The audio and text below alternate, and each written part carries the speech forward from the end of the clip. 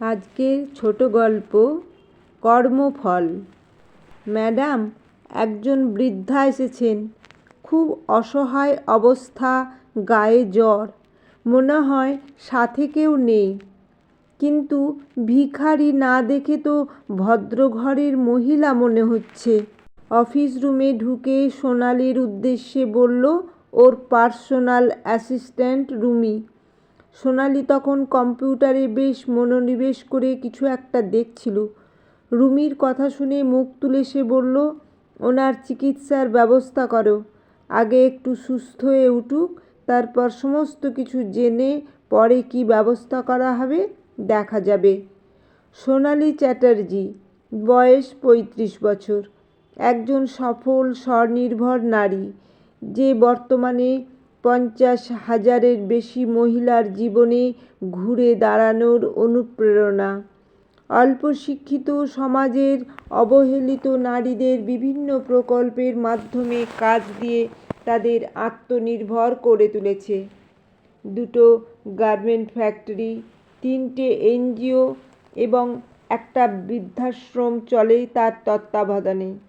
তাছাড়া গরিব ছেলে মেয়েদের বিনামূল্যে শিক্ষাদান, পথশিশুদের শিক্ষা, আরও বিভিন্ন রকম সমাজসেবার কাজের মাধ্যমে আজ সমাজের একজন বিখ্যাত পরিচিতা সোনালি চ্যাটার্জি।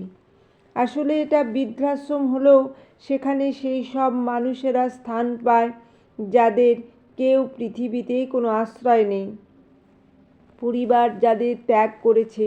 সমাজের অবহেলিত মানুষগুলো আজ সোনালির আশ্রয়ে এসে নিজেদের একটা নতুন জীবন খুঁজে পেয়েছে। ওর কাছে আসা কোনো মানুষ কোনো দিন খালি হাতে ফিরে যায় না। এর বাইরেও সোনালির একটা পরিচয় আছে। সে একজন স্বনামধন্যা লেখিকা এবং একজন মোটিভেশনাল স্পিকার। এইটা তার সামাজিক পরিচয়। এর সাথেই সে এক সন্তানের মা এবং একজন স্ত্রী। সামাজিক কাজের পাশাপাশি সে তার সংসার জীবনও খুব সুন্দরভাবে সামলে রেখেছে। অথচ আজ থেকে ১০ বছর আগে ছিলেন একজন মধ্যবিত্ত পরিবারের সাধারণ একটি মেয়ে, যার স্বপ্নগুলো ছিল খুব সাধারণ। অনেক সাক্ষাৎকারে তাকে জিজ্ঞেস করা হয়ে থাকে এখন আমূল পরিবর্তন, জীবনে এমন কঠিন যুদ্ধ সে কিভাবে জয় করল। প্রতিবার উত্তরে সে বলেছে প্রতিটা মানুষের জীবনে একটা ধাক্কা বড্ড বেশি দরকার, সেই ধাক্কাটাই ওই মানুষটাকে ঘুরে দাঁড়াতে সাহায্য করে। কিন্তু এর পিছনের ইতিহাস আজও সবার অজানা। ২ দিন পর এখন কেমন আছেন ওই মহিলা? রুমিকে জিজ্ঞাসা করল সোনালি। আগে থেকে ভালো। কিছু বললেন নিজের ব্যাপারে? হ্যাঁ বললেন, খুব প্যাথেটিক ম্যাডাম। সোনালি একটু হালকা হেসে বলল, এই আশ্রমে যারা আসেন এত বছর তো দেখেছ, কোনো মানুষের গল্প কি খুব সুখের? প্যাথেটিক না হলে কারো জায়গা কি এইখানে হয়? হ্যাঁ সেটাই কথা ম্যাডাম। এক ছেলে এক মেয়ে। মেয়ে বিয়ে করেছে, জামাই অবস্থাপন্ন, সুখী সংসার। এক ছেলে আর মায়ের সংসারে ছিল বছর 10 আগে। ছেলের বিয়ে দেন, জমি জায়গা সব কিছুই এই মহিলার নামে লেখা ছিল। আর স্বামী মারা যাওয়ার আগে বেশ কিছু টাকা রেখে গেছিল ব্যাংকে ওনার নামে। তা এতদিন ছেলে মেয়ে দুজনেই মায়ের প্রতি ভালো আচরণ করেছে। ছেলের বিয়ের ৩ বছরের পর থেকে সব কিছু বদলে যায়। তারপর কায়দা করে ওই মহিলার ছেলে আর মেয়ে মায়ের সব সম্পত্তি লিখিয়ে নেয়। এরপর শুরু হয় অত্যাচার। ছেলের বউ দুধছাই করে, খেতে দেয় না, গায়ে হাত দেয়, কিন্তু ছেলে কোনো প্রতিবাদ করে না। দিনের পর দিন অত্যাচার সহ্য না করতে পেরে মেয়ের কাছে চলে যায় বৃদ্ধা। কিন্তু মেয়েও লাঠিঝাঁটা মেরে নামিয়ে দেয় তাকে। যতদিন টাকা ছিল ততদিন মায়ের কদর ছিল। টাকা শেষ, মাও বাতিলের খাতায়। এই বলে থামল রুমি। সোনালি বলল, চলো দেখি, আমি একবার দেখা করে আসি। আর শোনো, রবিনকে বলে দাও ওনার জন্য দোতলার ঘরটা দিতে। পাল কাকিমার সাথে থাকবে উনি। আর কিছু কাপড় কিনে আনতে বলো। রুমি রবিনকে ডেকে বলে দিল। তারপর সোনালিকে নিয়ে গেল ওই মহিলার কাছে। ঘরের জানলার কাছে বসে বাইরের দিকে উদাস নয়নেই তাকিয়েছিল বৃদ্ধা।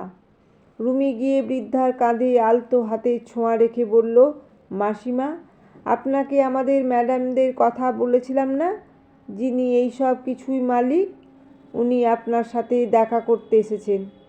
বৃদ্ধা চোখের গড়িয়ে পড়া জল মুছে পিছনে ঘুরে তাকালো। বেশ কিছুক্ষণের নিস্তব্ধতা। সোনালিও যেন একটু থমকে গেল, কোনো কথা বলতে পারল না। লজ্জায় অপমান বৃদ্ধার মাথা মাটির সাথেই মিশে যেতে চাইছিল। সোনালি রুমিকে বলল, তুমি যাও, গিয়ে দেখো ওপরে নতুন বেড দেওয়া হলো কিনা, আমি আসছি। রুমি চলে যাওয়ার পর বিছানার কাছে একটা চেয়ার টেনে নিয়ে সোনালি বসলো বৃদ্ধার মুখোমুখি। বৃদ্ধা তখনও মাথা নিচু করে বসে আছে। সোনালি বৃদ্ধার হাতে হাত রেখে বলল, আপনার কোনো চিন্তা নেই, আপনি স্বাচ্ছন্দ্যভাবে থাকুন, এখানে কোনো কিছুর অভাব হবে না। এইখানে আরও অনেক মানুষ আছেন, সবাই একটা পরিবারের মতো। দেখবেন আপনার ভালো লাগবে। বৃদ্ধা কোনো কথা বলছে না। সোনালি মিনিট দুই অপেক্ষা করে উঠে দাঁড়ালো চলে যাবে বলে। বৃদ্ধা ওর হাতটা ধরে বলল, পারলে আমাকে ক্ষমা করে দিও, আসলে একটাই তো জীবন, এক জীবনেই মানুষকে সমস্ত পাপ পুণ্যের হিসেব মিটিয়ে যেতে হয়। থাক না, কেন আবার এই সব কথা? একদিন যার চোখের জলের কারণ আমি হয়েছিলাম, আজ সেই আমার চোখের জল মুছিয়ে দিচ্ছে। কথাগুলো বলতে বলতে বৃদ্ধা কান্নায় ভেঙে পড়ল। সোনালি বৃদ্ধার মাথায় স্নেহের হাত রাখল, ঠিক যেমন মা তার সন্তানের মাথায় হাত রাখে। তারপর সে চলে গেল।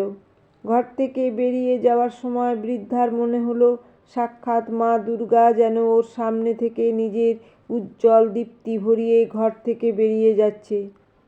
ঠিক 10 বছর আগে। তোমরা তো সবটা জানতে।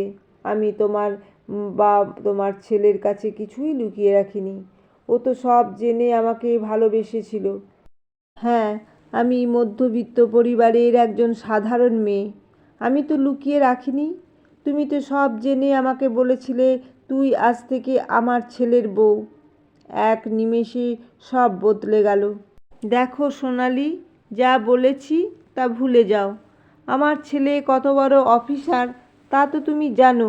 সমাজে একটা মান সম্মান আছে, আর আমাদের আত্মীয় স্বজন সব হাই প্রোফাইল লোকজন, তাদের সামনে আমাদের একটা প্রেস্টিজ আছে। সেটা আমার সাথে প্রেম করার সময় তোমার ছেলে ভাবেনি। আজ মাঝপথে আমাকে ছেড়ে দেবে, আর তুমি একজন মা হয়ে সেটাকে সমর্থন করবে? আমি এই নিয়ে কথা বাড়াতে চাই না। আমার চোখের জলের কোনো দাম নেই। আমি পরিবারের বিরুদ্ধে গিয়ে তোমার ছেলের সাথে সম্পর্ক রেখেছিলাম। বারবার করে তোমার ছেলে কেঁদে বলতো, সোনালি, তোমাকে ছাড়া বাঁচব না। ওর চোখের জলের দাম দিতে গিয়ে আমি আমার মা বাবার চোখের জল ফেলেছি, আর এটাই কি তার প্রতিদান? সোনালির কথা থামিয়ে সৌম্য বলে উঠল, আমি আমার মায়ের সিদ্ধান্তের বাইরে যেতে পারবো না। সে যখন চায় না, তাই আমি তোমার সাথে সম্পর্ক রাখতে পারবো না। সৌম্য, প্লিজ। সৌম্য, তুমি এই কথা বলো না।